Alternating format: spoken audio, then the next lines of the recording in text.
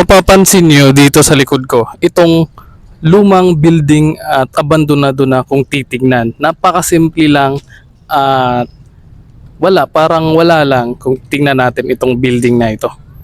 Pero sa mga hindi nakakaalam, itong building pala na andito sa likod ko ay isa ito sa naging marka at kasama sa mga makasaysayang lugar na matatagpuan dito sa Ormoc City.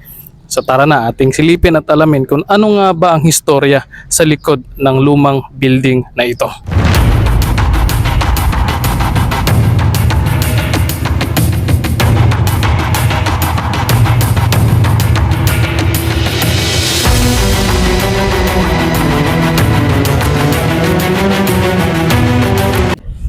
Itong building na ito ay itinayo noong 1930s sa pagmamayari ni Dominador Tan. Sino nga ba si Dominador Tan? Si Dominador Tan ay isa sa mga sikat na politician dito sa Ormoc City nung kapanahonang iyon. So makikita nga natin dito sa itong na ito ay itinayo ito noong 1930s bago magkaroon ng World War II dito sa bayan ng Ormoc City. Kung mapapansin dito, itong sira-sira na makikita dito sa bandang bahagi ng building ay ito yung resulta na kasi nga binomba ito ng mga kalaban ng mga Hapones dati nung nagkaroon nga ng digmaan dito nga sa Ormoc City. So kung mapapansin nga dito sa lumang building na ito ay ang dami pong mga butas-butas or posible po na tama po ng mga bala nung nagkaroon nga ng engkwentro at giyera nga dito sa Ormoc City. Itong mansion kasi na ito ay dating kuta ito ng mga Hapones nung panahon ng World War II.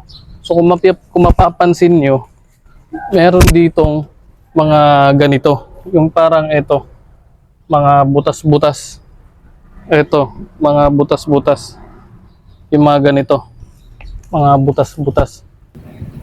So siguro, itong mga butas-butas na ito, ay ito yung mga tama ng bala dati nung nagkaroon ng digmaan dito sa Ormoc City. Ito kasing mansion na ito ay naging kuta ng mga Hapones. At makikita nga dito sa paligid, itong mga ganito, mga butas-butas. Tingnan nyo, mga butas-butas. So ito nga marahil, ito nga yung isa sa mga patunay na nagkaroon nga talaga ng digmaan at giyera. Kaya nga kasi nawasak itong mansion na ito kasi nga dito binomba ng mga kalaban nila ang kuta ng mga Hapones dati. So kaya itong lugar na ito, itong mansion na ito ay nawasak at makikita natin na sirang-sira talaga.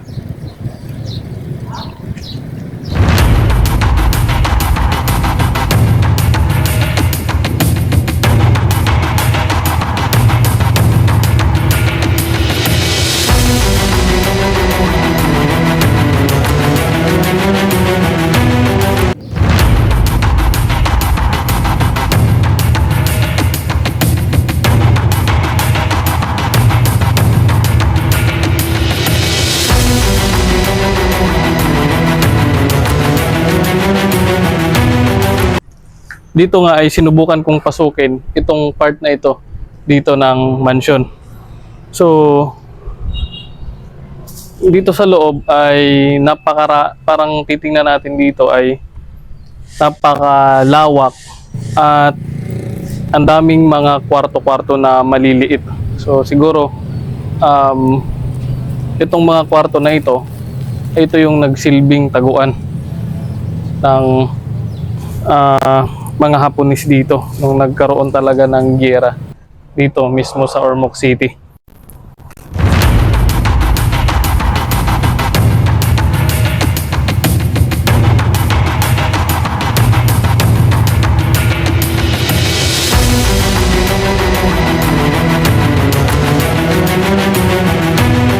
Itong building na ito na nasa likod ko ay nakatayo pa rin hanggang sa ngayon at ito ay isa sa mga naging marka dito sa syudad ng Ormoc City, marka ng kasaysayan ng Ormoc City na hanggang ngayon ay binabalik-balikan at dinadarayo pa rin ng mga taga dito para gunitain ang nangyaring kasaysayan nung panahon ng digmaan dito sa Ormoc City.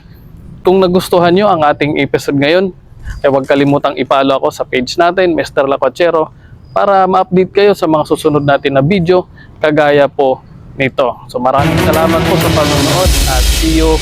God bless.